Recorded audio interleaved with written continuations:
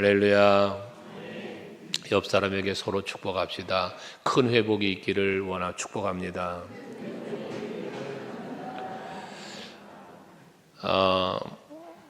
우리 세계사의 흐름을 보아도 그렇고 우리나라의 역사를 보아도 그렇고 우리 교회의 역사, 성경의 역사를 보아도 그렇고요. 참으로 우리들의 모든 그 인생의 여정은 한 나라도 그렇고 교회도 그렇고 모든 게 보면 요동을 쳐요. 이렇게 요동을. 그래서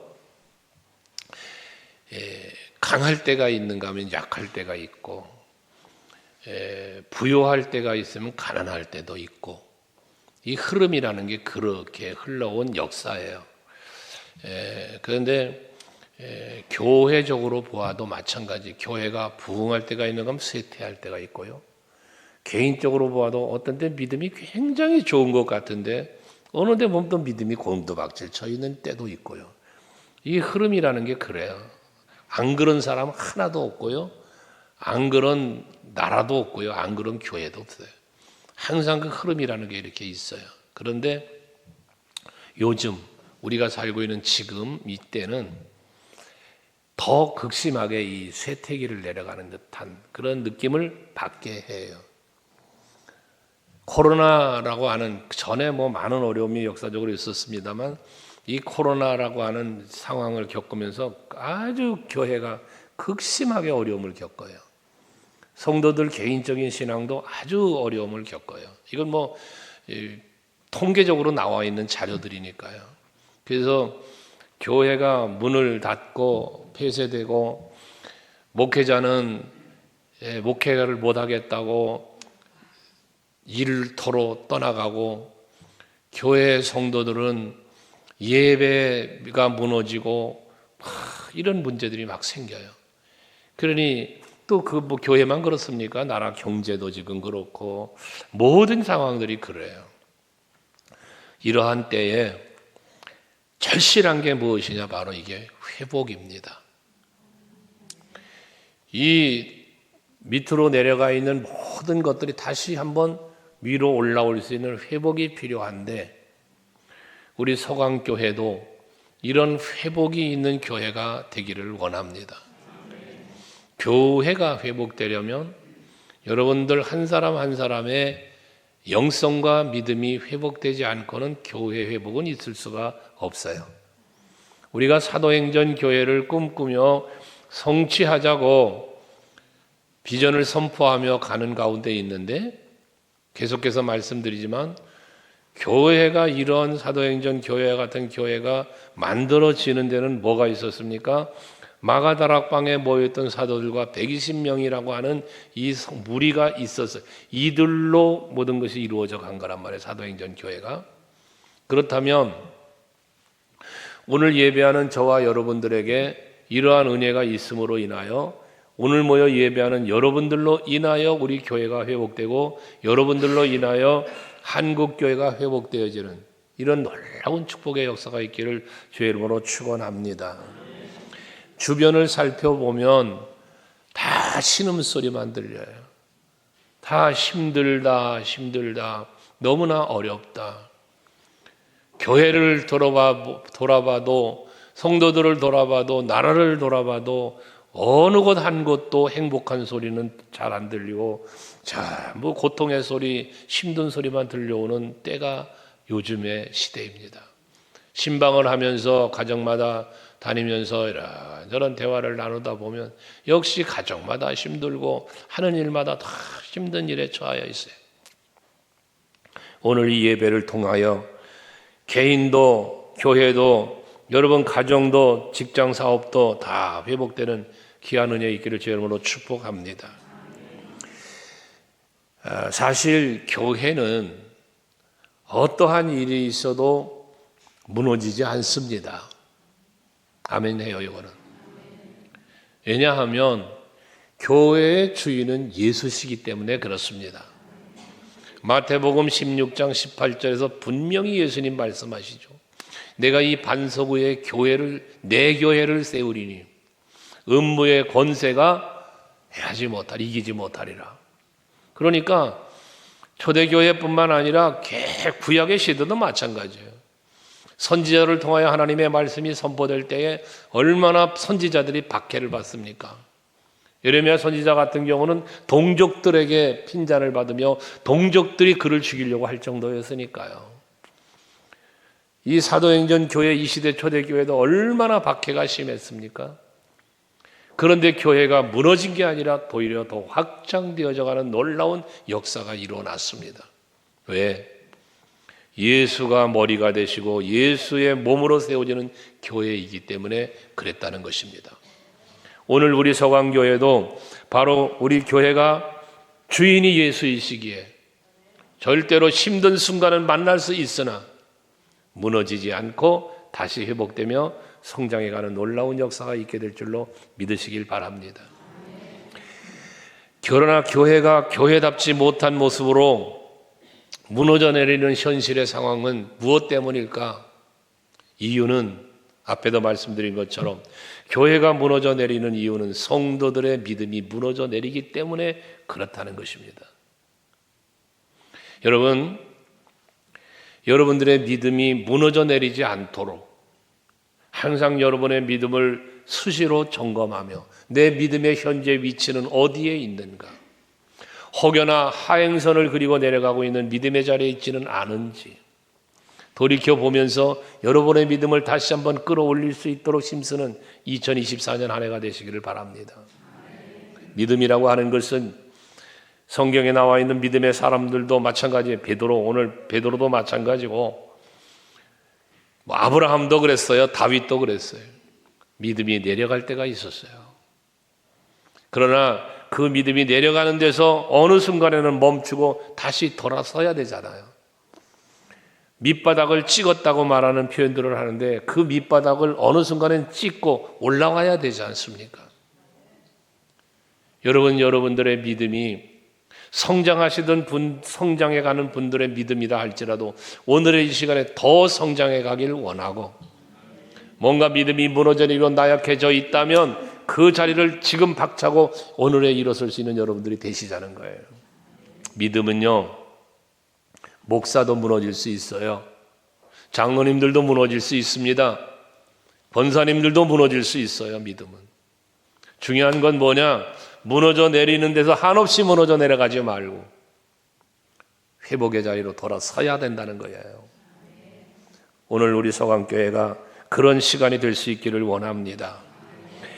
교회가 강조해야 될 것은 바로 회복입니다. 그래서 회복. 우리 교회를 찾아오는 이들, 기존의 성도 여러분들뿐만 아니라 누구든지 우리 서강교회에 나오면 모든 것이 회복되는 은혜가 있어야 돼요.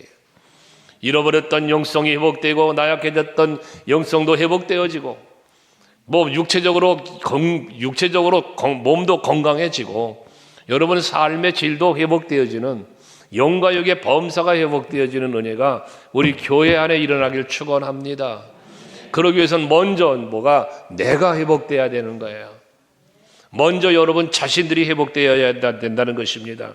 이런 회복이 일어날 때에 사도행전 교회를 꿈꾸는 우리에게 놀라운 역사는 일어날 것이고 나가서 우리 교회만이 아닌 더 나아가 한국 교회를 더 나아가 세계의 많은 교회들을 깨우고 세워가는 일을 감당하는 우리 서강교회와 성도들이 될 줄로 믿습니다.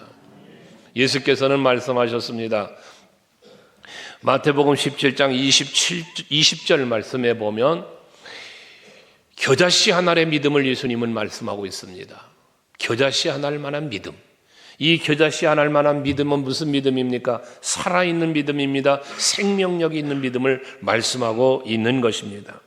이제 우리 사랑하는 서강교회 성도 여러분들에게는 이 생명력 있는 살아있는 믿음의 회복이 일어나기를 축원합니다. 그래야만 이 살아있는 믿음이 나를 바꿔요. 살아있는 믿음이 나를 변화시킵니다. 살아있는 생명력이 있는 것이 성장하고 생명력이 있어야 변화가 일어나는 거예요. 꽃을 봐도 여러분 지금 아름답게 꽃이 피었지만 얘네들이 겨울이면 다 죽어요. 그런데 그 죽은 것 같은 나무에 생명력이 있기 때문에 봄이 되면 다시 꽃이 피고 아름다운 열매들이 맺어지는 것 아닙니까? 이것처럼 여러분들의 믿음이 생명력이 있는 믿음이 되시기를 원합니다. 그러면 비록 내가 약할지라도 언젠가 그 생명력 있는 나의 믿음이 용서섬치며 다시 일어나서 베드로처럼 회복되고 바울처럼 회복되고 사도행전 교회의 큰 부흥의 역사를 핍박 속에도 이뤄낸 것처럼 여러분 개인과 우리 교회는 반드시 회복의 은혜가 있게 될 줄로 믿습니다. 그러려면 이러한 생명력이 있는 믿음, 이런 회복의 역사를 이루려니까 어찌 해야 될 것인가? 가장 먼저 해야 될 일은 여러분, 하나님의 귀하신 말씀을 아멘으로 받으시고 그 아멘으로 받은 말씀을 내 삶의 현장에서 순종하며 실천해가는 여러분들이 되셔야 한다는 겁니다. 하나님의 말씀이 여러분들의 제1단계, 이게 변화와 성숙과 회복의 제1단계. 말씀이 내 마음속에 아멘으로 받아들여지지 아니하면 말씀에 순종할 수도 없게 되어지고, 말씀이 내 마음속에 아멘으로 받아들이지 않는 한 여러분들의 심령이 새롭게 되어지지를 않아요. 함으로 제1번 하나님의 말씀을 아멘으로 받아들이자. 할렐루야. 그래서 말씀을 아멘으로 받아들이기 위하여 여러분들의 마음, 이 마음이 오픈되어야 돼요. 마음이 닫혀버리면 말씀이 내 마음에 들어오질 않아요. 그래서 씨 뿌리는 비유의 말씀을 여러분들에게 자꾸 말씀드릴 때마다 하잖아요. 말씀의 씨가 뿌려지는데 길가밭에도 돌짝밭에도 가시나무 떨기밭에도 좋은 땅에도 떨어진다잖아요. 그런데 그 말씀이 토양에 따라서 열매를 맺는 게 달라진다는 거 말씀하시는 것처럼 여러분들이 말씀을 아멘으로 받기 위해서는 여러분의 심령의 상태를 기경하셔라. 그래야 말씀이 내 안에 받아들여지고 이게 내 심령의 착상이 되어요. 말씀의 씨가 뿌려졌을 때 내 마음판에 새겨져야, 잠언서에서 말씀하는 것처럼, 신명기에 말씀하는 것처럼 여호와의 말씀을 네 마음판에 새기고 돌비에 새기지 말고 신비에 세우고, 이런 말씀을 하는 거예요. 항상 여러분 마음의 말씀을 아멘으로 받을 수 있는 여러분 되시기를 바랍니다. 그래야만 내 영이 살고 여러분들의 삶의 현장에서 순종이 이루어지는 거예요. 로마서 10장 말씀에서 17절에 말씀을 바울이 말하기를 믿음은 어디서 나온다 그래요? 들음에서 온다잖아요. 들음에서. 그러면 믿음이 생기는 통로가 어디다? 말씀을 들음에서 시작해요. 그러면 이 들음은 여기서 말하는 듣는다는 것은 뭘 말하냐? 받아들이는 걸 말하는 거예요. 귀 기울여 듣는 거예요. 그런데 말씀을 듣기는 듣지만 마음으로 받아들이지 않고 새기지 않고 흘러버린다. 이건 듣는 게 아니에요. 성경에 말하는 이 들음이라는 것은 여러분의 말씀이 귀 기울여 마음판에 새겨지는 들음이 되시기를 바라는 거예요. 그게 내 믿음이 되는 거예요. 그래서 그 믿음은 그리스도의 말씀으로 말미암았다고 하잖아요. 그러니까 선포되는 모든 말씀은 하나님의 말씀인 거예요. 그래야 여러분이 받아들여요. 여러분 이창한 목사의 말로 여러분이 듣기 시작하면요, 여러분 그 말씀이 하나님의 말씀이 되지 않으면요, 말씀이 받아들이지 않아요. 예를 들어서 여러분 부부가 싸웠어요. 부부가 싸웠는데 남편이 뭐라고 좋은 말을 해. 아무리 좋은 말해도 싸운 다음에 마누라는 그 말, 남편의 좋은 말이 좋은 말로 안 들려요. 이런 원리예요. 그러니까 이 목회와 이 성도들 마찬가지예요. 목회자와 성도 간에 어떤 문제가 생겼어요, 여러분 마음속에? 그 문제가 생긴, 상처 생긴, 트러블 생긴, 이게 회복되지 않으면 말씀이 들어오질 않아요. 그러니까 먼저 여러분 심령을 새롭게 자꾸 만들어야 된다는 거예요. 그러지 않고는 여러분 믿음이 회복되질 않아요. 자꾸 상처만 입어요. 자꾸 여러분 시험만 드는 거예요. 그래서 베드로도 믿음의 실패자가 됐잖아요. 왜 실패자가 됐습니까? 믿음의 실패자가 된 이유가 무엇입니까? 보세요. 예수님께 부름받은 사람이에요. 여러분 부름받을 때 어떻게 부름받았어요? 고기 잡다가 부름받은 거잖아요. 배에서.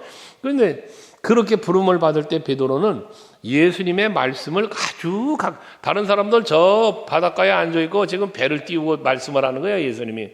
그럼 베드로는 지금 배 안에서 예수님의 말씀을 아주 가까이서 듣는 거예요. 그러니까 예수님의 말씀을 얼마나 청종하며 들었겠습니까? 얼마나 가까이에서 참 잘 들었겠습니까?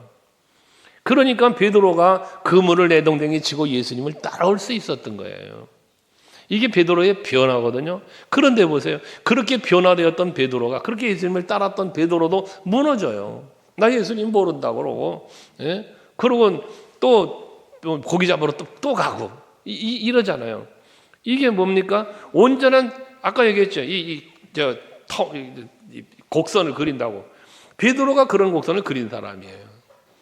그런데 다시 고기를 잡으러 가 있는 그러한 베드로에게 부활하신 예수님이 찾아오셔서 다시 말씀하시잖아요. 야, 베드로야, 너 나 사랑하냐? 그럼 내 양을 먹어야지. 내 양을 쳐야지. 이 귀한 사명의 말씀을 다시 받는 거예요. 그러니까 베드로가 그 말씀 부여잡고 그리고 예수님을 다시 따르는 삶을 살잖아요. 하지만 또 무너지는 거예요. 그러면서 또 무너지는 거예요. 그 다음에 마가다락방에 성령을 받고 진정한 제자다운 제자로 하나님의 사람으로 변화가 되어서 진정한 영적인 회복이 이루어져서 복음 전도자의 삶을 살게 되었다는 것이거든요. 그러니까 여러분, 제일 먼저 실패한 믿음의 사람, 연약한 믿음의 사람의 자리에서 이제 일어서려면 가장 중요한 건 뭐예요? 하나님의 말씀으로 내 자신을 자꾸 일깨워 가자는 거예요. 예수님을 모른다고 부인했던 베드로도 꽃기호 닭이, 새벽 닭이 울 때에 뭐해? 예수님께서 하신 말씀이 생각났다잖아. 말씀이. 이것처럼 여러분들이 하나님의 말씀으로 자기를 자꾸 살피고 자꾸 여러분들의 영성을 이 말씀으로 자꾸 나를 성장시켜가는, 그래야만 여러분들의 믿음이 회복되고 영성이 회복되고 그로 인한 삶의 회복도 이루어지게 되어진다는 것입니다. 하나님이 하시면 모든 일은 이루어집니다. 하나님은 무엇으로 일하셨습니까?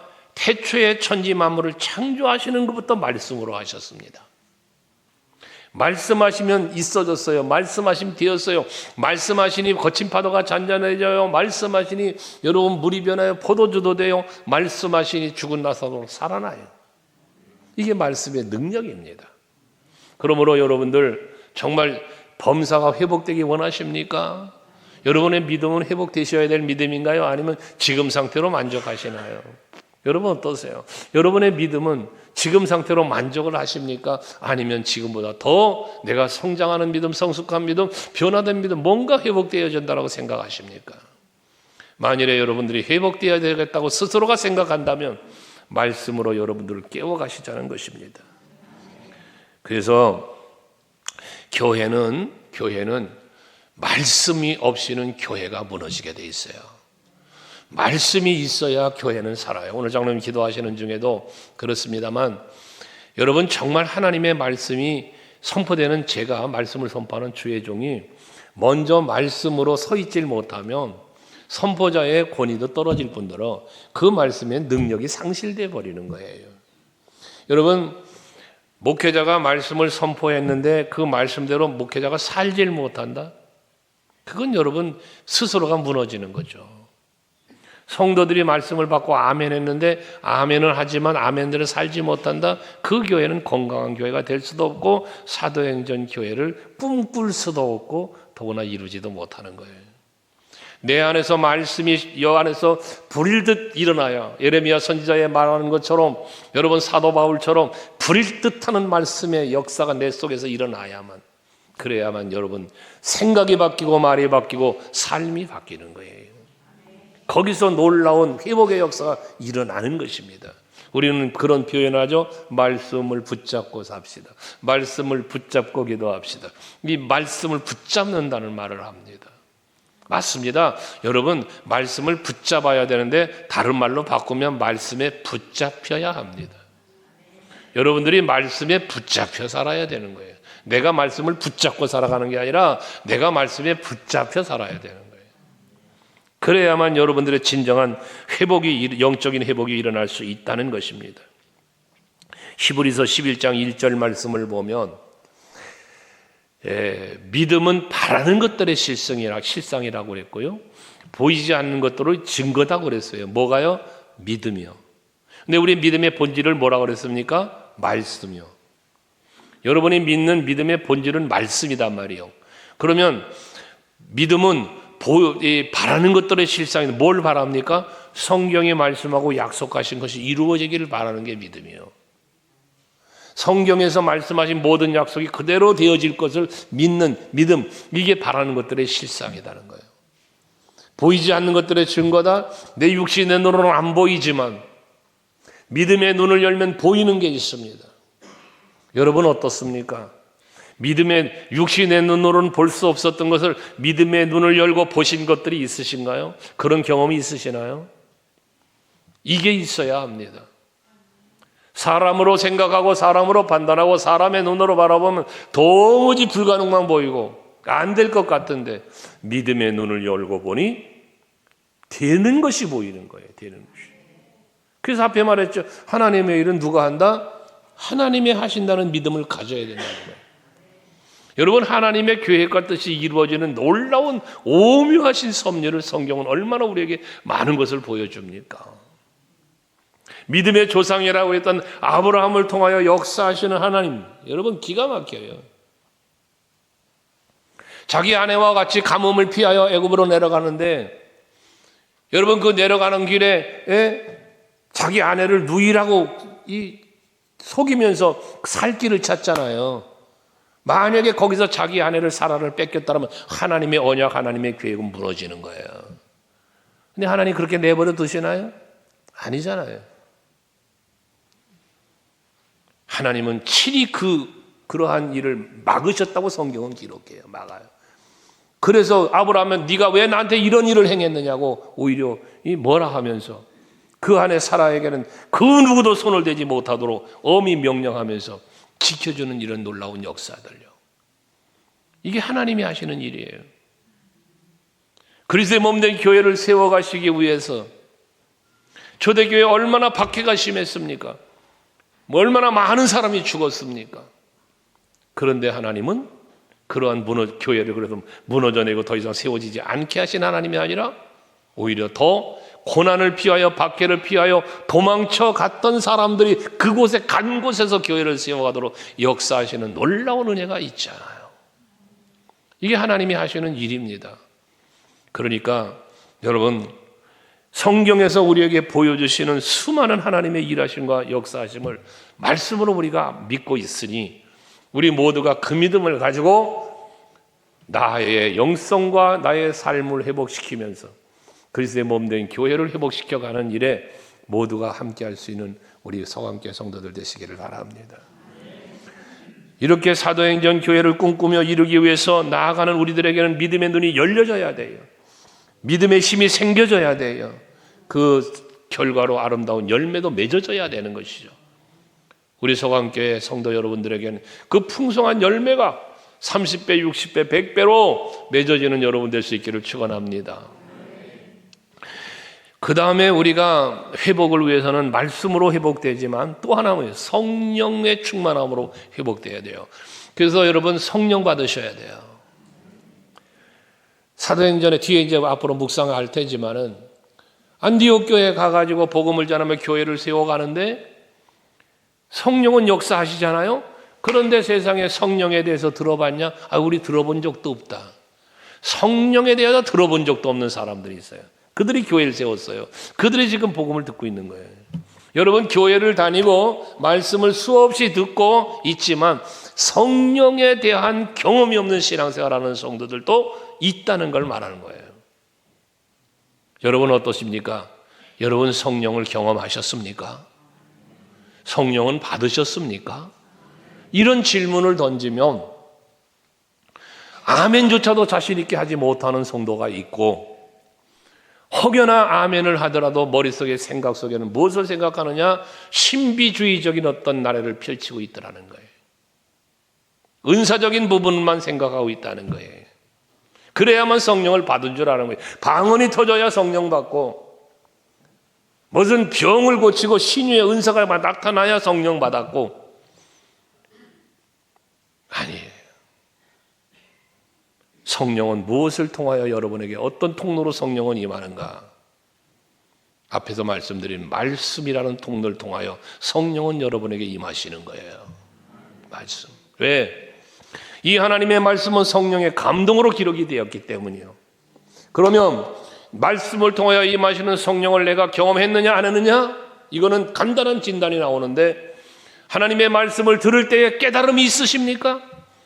하나님의 말씀을 들을 때 회개의 역사가 일어납니까? 말씀을 들으면 여러분 심령이 새로워집니까? 그러한 경험이 있는 사람이 성령을 경험한 겁니다. 아무리 말씀을 들어도 깨달아지지 않고, 아무리 말씀을 들어도 회개하지 아니하고 삶의 변화가 일어나지 않는다면 그 사람은 성령을 경험치 못한 겁니다. 얼마나 오랫동안 교회를 다녔는가가 중요합니다. 여러분 교회 오랫동안 다녀 종교성 갖고 종교심을 갖고 종교인으로 교회에 다니는 건 뭔 의미가 있겠습니까? 여러분이 교회를 다니시면서 예배하시고 신앙생활 하면서는 성령이 주시는 마음으로 여러분 심령을 새롭게 하시는 것이 진정한 그리스도인이요, 그것이 성령 경험한 삶을 사는 거예요. 그게 성령 충만이에요. 저는 말씀을 준비하다가 혼자 울 때도 있어요. 말씀을 준비하다 혼자 울 때가 있어요. 왜? 부끄럽지만, 목사이지만 말씀 앞에서 저의 부족함과 연약함을 발견할 때가 한두 번이 아니거든요. 말씀 앞에 뻔뻔하지 말아야 돼요. 우리가 말씀 앞에 뻔뻔해지면 안 돼요. 성령이 내 안에서 감화감동 역사하지 않기 때문인 거예요. 여러분, 성령을 충만하게 받아 말씀을 통한 여러 가지 경험들이 여러분 속에 있기를 주의 이름으로 축복합니다. 베드로가 마가다락방에서 성령을 받잖아요. 그러니까 어떻게 해요? 성령 받으니까 바뀌는 거예요. 바뀌는 거예요. 거기 모여있던 120명의 성도들이 바뀌는 거예요. 이게 회복이에요. 숨으려고 도망 다녔던 그들이 나가서 복음을 전하는 거예요. 이게 회복이에요. 이게 능력이에요, 여러분. 금년 사도행전 교회를 꿈꾸며 나가자고 우리가 부르짖고 있는 이 한 해에 저는 간절히 간구하는 기도의 제목은, 여러분에게 늘 말하지만 모이기에 힘쓰고 기도하기 힘쓰고 전도하기 힘쓰자고 하지만, 정말 여러분, 우리 서강교회 성도 여러분들 모이기에 힘씁시다. 그래서 기도하기에 힘써 보십시다. 분명한 성령의 체험이 여러분에게 있을 겁니다. 분명한 거예요. 예배에 성공하는 사람이 아무래도 성령 체험을 더 많이 합니다. 많은 기도를 하는 사람이 더 역시 성령을 체험하게 되어 있습니다. 그런 경험이 여러분들의 생각을 바꿔놓을 겁니다. 이거 돼야 돼요, 이거를. 그래서 사도 베드로 같은 경우 수제자, 3년 동안 예수님 따라다니는 제자였잖아요. 그중에 수제자였어요, 수제자. 다른 제자들은 가지 않는 곳, 그들은 따라다닐 정도로 예수님 가까이 있던 제자가 베드로예요. 그런데도 그는 변화되지 못했던 거잖아요. 예수님 갈 길 가로막고, 십자가의 길을 가는데 검을 빼서 나름대로 충성한다고 하고, 그 충성이 무슨 충성이었습니까? 인본주의적 충성이었다는 거예요. 그래서 여러분에게 말씀드리는 거예요.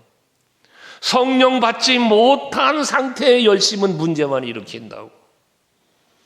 뭔가 열심을 내고 하는데 성령을 받지 못한 상태의 열심은 늘 문제만 야기시키는 거예요.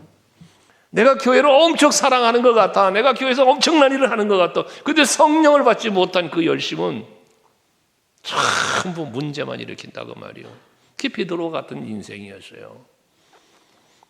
우리 서강교회 성도 여러분, 그렇게 온전히 변화받지 못하고 참으로 무너져 내렸던 베드로의 모습이 내 모습일 수 있다는 거지. 그것 때문에 우는 거예요. 제가 간증했잖아요.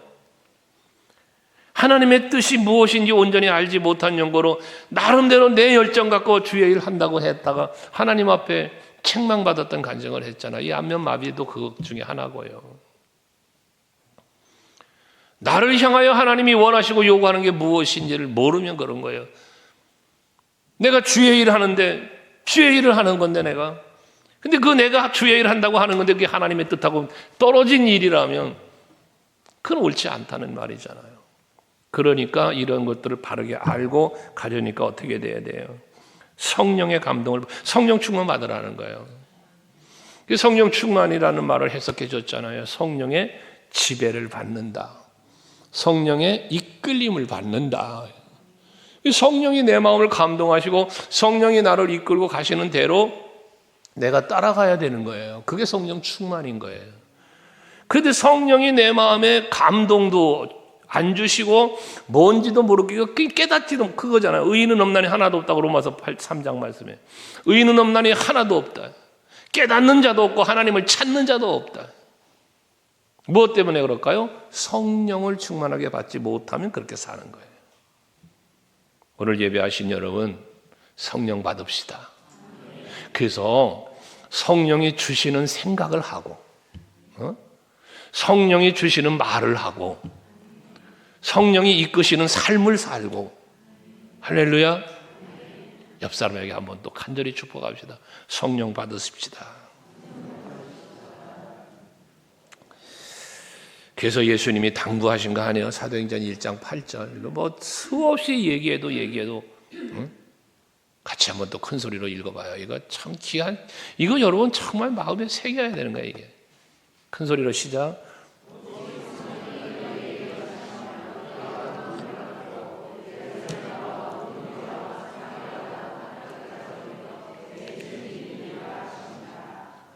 내가 믿음이 좋은 것 같아도요, 내가 뭐 좀 능력이 있는 사람 같아도요, 성령이 내 안에 계시지 않으면 그 능력 헛거요. 말하잖아요. 세상에 힘이 있다고요. 지식의 힘, 경제적인 물질의 힘, 다양한 힘이 있다고 그랬잖아요. 명예, 권세 이런 힘. 그거 여러분 그 힘과 그 성령의 힘이 아니잖아요. 성령의 힘이. 베드로에게 임한 이 성령의 힘은요, 고기 잡는 어부였어요. 예수님을 부인했던 실패자였어요. 근데 성령이 들어가니까 세상에 예수 앞에 부끄러워 서지 못할 만한 사람이 변화가 일어나더라니까. 성령이 들어가니까. 자, 여러분, 성령이 내 안에 오시면 죄를 깨닫게 하신다 그랬잖아요. 성령이 내게 오시면 하나님의 뜻을 깨닫게 해요. 하나님의 마음을 헤아릴 수 있게 해요. 그러니 그에 합당하게 사는 거예요. 내가 그렇게 살아갈 수 있는 거예요. 이게 진정한 변화예요. 이게 진정한 회복이란 말이에요.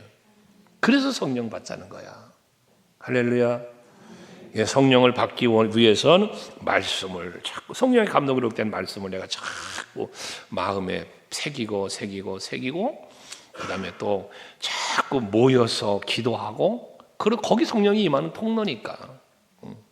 우리 소강교회가 그런 성령의 충만을 받는 초소가 되기를 바랍니다. 나약했던 여러분들이 이렇게 성전에 나와서 예배하시면 다시 성령 충만 받고, 이게 곡선을 그리는데 떨어질 수 있다니까요. 떨어질 수 있어요. 저도 떨어질 수 있어요. 떨어지는데 어떻게, 떨어지는 곡선을 짧게 그리고 올라가는 곡선을 길게 그리자 그랬잖아요. 근데 자꾸 올라가는 거예요. 근데 어떤 사람은 떨어지는 게 길어. 그러다 이런 예배 드리거나 뭐 부흥회라거나 하면 잠깐 올라왔다 또 한없이 떨어져. 올라갈 줄 몰라. 우상향. 이 하향을 그리는 게 상향을 그리는 곡선. 여러분 신앙이 그렇게 되시길 바랍니다. 마지막으로 우리의 신앙이 회복되고 교회가 회복되려면 전도해야 돼요. 복음을 전해야 돼요. 이게 뭐냐 하면, 일부 예배 때도 그 말씀을 드렸는데, 교사가, 여러분 교사, 일부 예배 때 교사 선생님들이 함께 예배하잖아.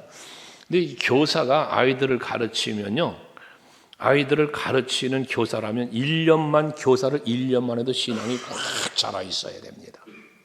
왜냐하면요, 이 아이들을 가르치기 위해서 기도해야 되지, 말씀을 또 연구해야 되지, 계속 가르치기 위한 준비를 해야 되잖아요.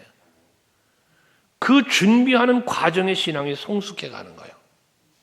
우리 구역장님들도 매주 금요일마다 철야 예배 전에 모여서 여러분들과 함께 구역 예배 드리는 그 과정을 같이 저랑 공부하는데요.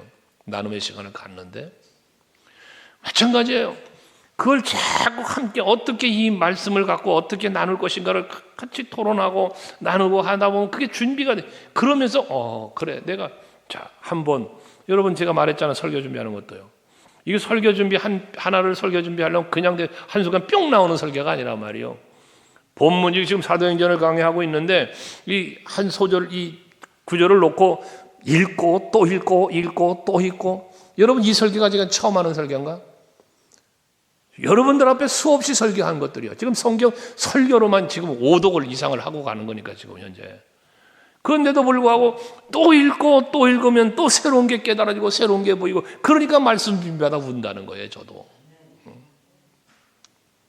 그러니까 여러분들도 마찬가지인 거예요. 내가 예수를 전한다 복음을 전하려면 어떻게 해야 돼요? 여러분 예수 모르고 예수 전할 수 있나요? 예수를 모르는데 내가 어떻게 예수를 전합니까? 복음을 모르는데 어떻게 내가 복음을 전해요? 전도? 하나님 나라를 모르는데 어떻게 하나님 나라를 얘기하겠어요? 그러니까 여러분들이 복음을 전할 때 내가 회복되는 이유는 전하다 보면 내가 몰랐다가도 예를 들어 몰랐다 치자. 전도하라니까 전도한다고 칩시다. 몰랐는데. 그런데 전도하다 보니 예수를 말해야 되고 말하다 보니 서로서로 옛날에 들었던 말씀들이 서로서로 생각이 나고 어떤 은혜도 생각이 나다 보면 다시 회복이 된다고 말이에요. 전도하면서 내가 회복이 되는 거예요. 전도하면서. 토스도 전도를 우리가 하죠. 우리 토스도 전도팀들 나와서 전도할 때마다 기도해 주면서 늘 그런 기도를 해주는데 우리가 나눠주는 토스트는 빵 쪼가리 하나만 나눠주는 게 아니라 여기에 예수의 사랑이 담겨서 나눠줄 수 있기를 기도하고 우리는 토스트만 만들어 나눠줄 뿐이지만 토스트를 받아가는 사람의 마음을 움직이는 하나님이시잖아. 이 전도의 열매가 그렇게 맺어지기를 저는 늘 기도를 해요. 여러분들이 전도해야 되는 왜 모이기에 힘쓰고 기도하기에 힘쓰고 전도하는 일에 힘써야 되냐면 그러면서 내 신앙이 성숙하는 거예요. 그러면서 전도하다 부딪힐 수 있잖아요. 여러분 전도하다 보면 부딪힐 때가 있어요. 그럼 내 지식이 영적인 지식이나 말씀의 지식이 부족하다 보면 전도 대상자와 대화하다가 말문이 막혀 뭘 어떻게 말해도 어떻게 답변해 줄지 모를 때도 있어요. 그런 경험 있으신가요? 있으실 거예요. 그럼 어떻게 돼요? 전도하다 돌이켜서 와가지고 어떤 분은 전화가 와요. 문자도 오고 목사님 이건 어떻게 이럴 때는 어떻게 대답해 줘야 되느냐고. 감사하죠. 전도했다는 이야기니까. 그래서 이런저런 이야기를 해줘서 알았습니다. 전도할 때 여러분 믿음은 잘하는 것이에요. 믿음이 회복되기 위해서는요. 행동할 때 믿음이 더 빨리 회복되어져요. 마음에 새기고 그래야지 내가 회복돼야지 그래 회복돼야지 그러고 앉아있는 것보다 내가 그렇게 행동하려고 할 때 더 빠른 속도로 회복이 되고 강건해지는 거예요. 아멘 되시죠? 그러니까 전도하자는 거예요. 베드로는 성령 충만을 받고 난 뒤에 입을 다물 수가 없어. 그러니까 나아가서 외치는 거예요. 전하지 말라고 제재하고 감옥에 가두려고도 하고 막 이러는데도 불구하고 이 말을 전하지 않을 수가 없다잖아요. 베드로가 이 말을 전할 수가 없다잖아요. 그게 나가 복음을 전하는 거예요. 바울은요 고린도전서 9장 16절에 말하잖아요. 내가 이 복음을 전하지 않으면 내게 화가 미칠 것이라고까지 얘기하잖아요. 저는 우리 서강교회 성도 여러분들에게 이런 복음의 열정이 있기를 축복해요. 그러려니까 어찌 돼야 됩니까? 그러려니까 복음을 전하는 전도자의 삶을 살려니까 내가 예수 만나는 경험이 있어야 되고요. 성령의 경험이 내게 있어야만 이게 가능해진다니까요. 그래서 나아가서 복음을 전할 때에 세상에 많은 사람들이 그 복음을 전하는 걸 듣고 사도행전 2장 41절에 말하잖아요. 가서 베드로가 말씀을 전할 때 그 말씀을 듣고 사람들이 다 세례를 받으니까 이날에 신도의 수가 3,000이나 더 하더랍니다. 3,000이나. 여러분들 성령 충만 받고 나가서 복음을 전할 때 그 복음의 역사, 생명력이라는 말씀 속에 그 생명의 능력이 역사하시면 많은 영혼이 주께로 돌아오는 역사가 일어나는 겁니다. 그러니까 여러분 전도하시자는 거예요. 코로나 엔데믹의 후유증이라는 것은 얼마나 우리들에게 많은 영적인 부담감을 주었는가 몰라요. 예배가 무너지고 영상 앞으로 다가가고 그러면서 나름대로 믿음을 지키겠노라고 이 영상 저 영상 뒤져가며 보고, 여러분 아닙니다. 영성의 회복은 성전에 나와 예배함으로 이루어집니다. 내 입맛에 맞는 영상들 뒤져가면서 그거 설교 듣는다고 여러분 착각하지 마세요. 그리스도의 몸된 교회 지체로서 내가 살아날 때 그게 진정한 믿음의 회복이고 교회가 회복된다는 사실을 잊지 마시기를 바랍니다. 믿음은 우연의 산물이 아닙니다. 여러분의 믿음은 우연히 만들어진 믿음이 아닙니다. 여러분의 믿음은 말씀으로, 연단으로, 성령으로 만들어져 가는 거예요. 그러니까 지금까지 살아온 여러분의 믿음보다도 더 성숙하고 더 튼튼한 믿음으로 여러분들을 세워갈 수 있기를 바랍니다. 그러기 위해서 말씀으로, 성령으로, 이제는 담대하게 전함으로 여러분들의 믿음을 회복시키시고, 그 여러분 개인의 믿음의 회복이 결과적으로 우리 교회의 회복으로 이루어지는 놀라운 복된 역사 있기를 축복합니다. 기도하겠습니다.